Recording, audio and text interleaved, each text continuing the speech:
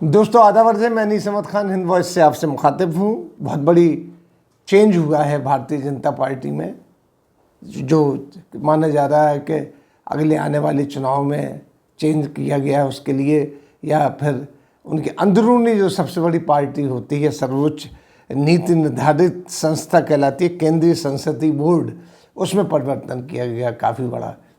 क्योंकि कहीं ना कहीं ऐसा लग रहा था कि अगले चुनाव आने में गड़बड़ हो जाएगी, ख़ासतौर पर बिहार में जैसा हुआ जो चला, और जगह भी सुगबुगाहट होने लगी, तो इस वजह से ये चीज़ की गई है। उसमें पुनर्गठन किया गया, उसमें दो बड़ी घटनाएं हुई थी हैं, जिसमें एक तो भाजपा की अगली रणनीति पर उसका काफ़ी असर पड़ेगा। अब अच्छा पड़ेगा बुरा पड़ेगा ये तो बात अलग है, लेकिन उसका काफ़ी असर पड़ेगा। पहली घटना तो है कि Nitin Gadkari senior most BJP के हैं, संघ से निकले हुए हैं और बीजेपी के सर्वोच्च पद पर रहे हैं, यानी बीजेपी के अध्यक्ष रहे हैं। अध्यक्ष से जब अलग हुए थे, जब नरेंद्र मोदी के प्रधानमंत्री बनने की बात चली थी, तब उनको ऊपर इल्ज़ाम लगा के काफ़ी अध्यक्ष पद से हटाया गया था। उसके बावजूद भी वो पावरफुल थे, क्योंकि उनके संबंध सीधे सीधे रेशम बाग से, यानी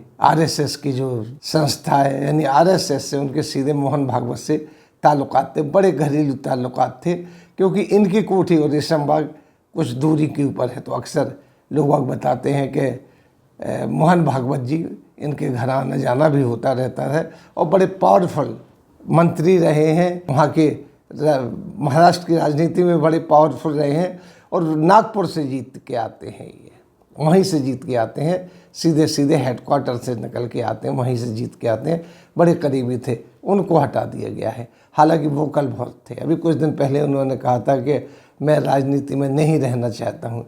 वो खुलकर नीतियों की बखी भी उधेड़ते थे, जो नरेंद्र मोदी की नीतियाँ हैं उनकी, और वो किसी की नहीं सुनते थे, अपने काम में परफेक्ट रहते थे।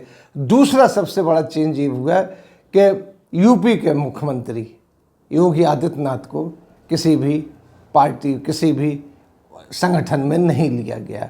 हालांकि ये सोचा जा रहा था कि वो संगठन में आएंगे, क्योंकि उनको हिंदू आइकन के तरीके से पेश करना था, उनको बिल्कुल इग्नोर कर दिया गया, उनको नहीं लिया गया। हालांकि एक बात बहुत ताज्जुब की होगी, आप लोगों को सुन के ताज्जुब होगा कि ये भी योगी आदित्यनाथ भी पूरी तरीके से संघ के समर्थक हैं। क्योंकि जब 2017 में ये इलेक्शन हुआ, और इलेक्शन के बाद वहाँ पर मंत्री परिषद की गठन हुआ 2014 में, और उनको लिया नहीं गया मंत्री परिषद में, तो बहुत नाराज़ थे। इसके अलावा 2017 में चुनाव हुए, चुनाव में बीजेपी का जीत के काफ़ी आ गई, उसमें भी उनका कुछ ढुलमुल चल रहा था। तो कुछ लोगों ने उनको सलाह दी कि जाके आप नरेंद्र मोदी या अमित शाह से मिल लीजिए। तो ये वहाँ न जाके सीधे के सीधे नागपुर गए। नागपुर में मोहन भागवत से इन्होंने मुलाकात की। कुछ लोग कहते हैं कि 1 हफ्ते वहाँ पर रहे और मुलाकात हुई। इसके बाद आउटकम जो निकला, उनको यूपी का मुख्यमंत्री बनाया गया। यानी दोनों लोग संघ के बहुत ही करीब लोग थे। इसके अलावा मध्य प्रदेश के जो मुख्यमंत्री शिवराज सिंह चौहान को भी नहीं लिया गया है। शिवराज सिंह चौहान की तो नरेंद्र मोदी से हरदम 36 का आंकड़ा रहा है। पिछले चुनाव में जब चुनाव हुए थे, तो पोस्टर से नरेंद्र मोदी का चेहरा ही इन्होंने गायब कर दिया था, और अपने दम पे चुनाव लड़ते थे। इन्होंने इतना अच्छा अपना वर्चस्व मध्य प्रदेश में बना लिया है, मामू कहलाते हैं वहाँ, मामा जी कहलाते हैं, कि वहाँ पे इनका हारना बड़ा मुश्किल ही सही लगता है। क्योंकि ये दहेज में, मुसलमान का हो हिंदू का हो, कहीं हो पहुँच जाते हैं, और दहेज अपनी तरफ से दहेज भी देते हैं।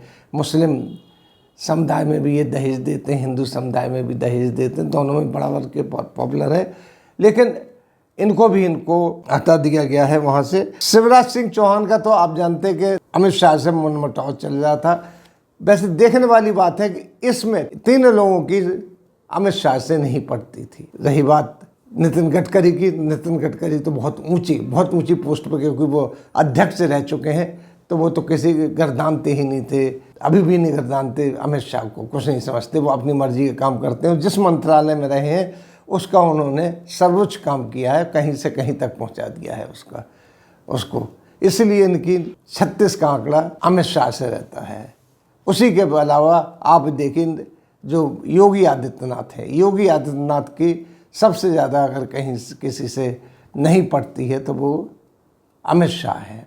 अमित शाह नहीं चाहते हैं कि योगी आदित्यनाथ की लीडरशिप में यूपी का अगला चुनाव लड़ा जाए, क्योंकि उसको मालूम है कि योगी आदित्यनाथ सिर्फ 35% वोट से जीते हैं, जो थम्पिंग मेजॉरिटी कहलाती है कि उन्होंने बहुत मेजॉरिटी से जीता है 35%।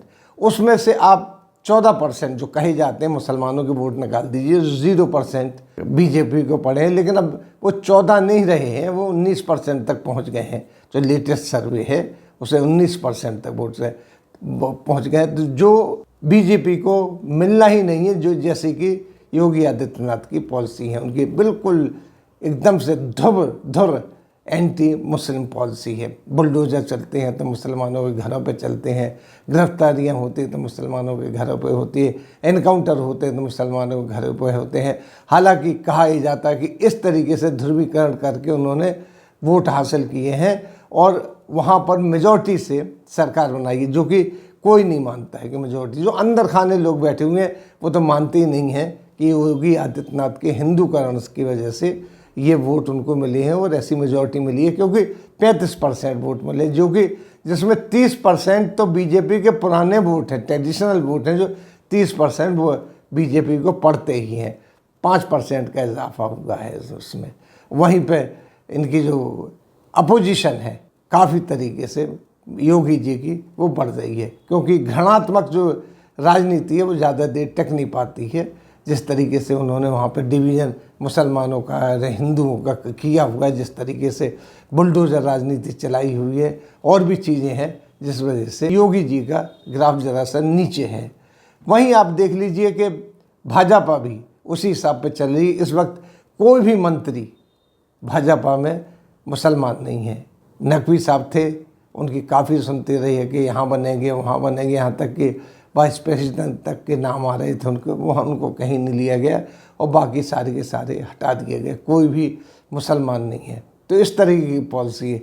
ये पॉलिसी कहाँ तक चलेगी, क्योंकि जब ऑल ओवर इंडिया इलेक्शन होगा तो बंगाल भी आता, बंगाल में सबसे ज़्यादा मुसलमान मेजॉरिटी है, यूपी आती है, इसके अलावा कर्नाटका वगैरह साउथ है, साउथ में भी मुसलमान पावरफुल है, ऐसी बात नहीं है, बढ़ता चला गया और वोटिंग परसेंटेज भी बढ़ती चली गई है।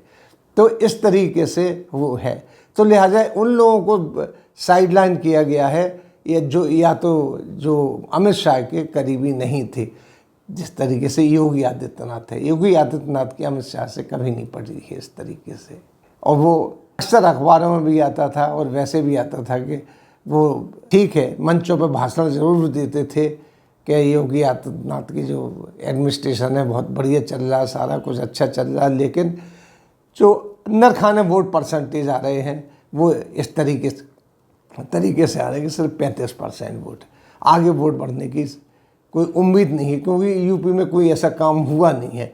नितिन गडकरी को निकालने का मतलब यह है कि वो अमित शाह के कभी साथ नहीं रहे, मोदी को भी क्रिटिसाइज करते रहे। ये बहुत बड़ी चेंजेस है। इसका आउटकम अभी आगे और आएगा, क्योंकि महाराष्ट्र की राजनीति पर नितिन गडकरी का हटाना बहुत बड़ा असर डालेगा। इसी के साथ हम आपसे लेते हैं विदा। अगले अंक में फिर हाजिर होंगे, तब तक के लिए दीजिए हमें इजाज़त।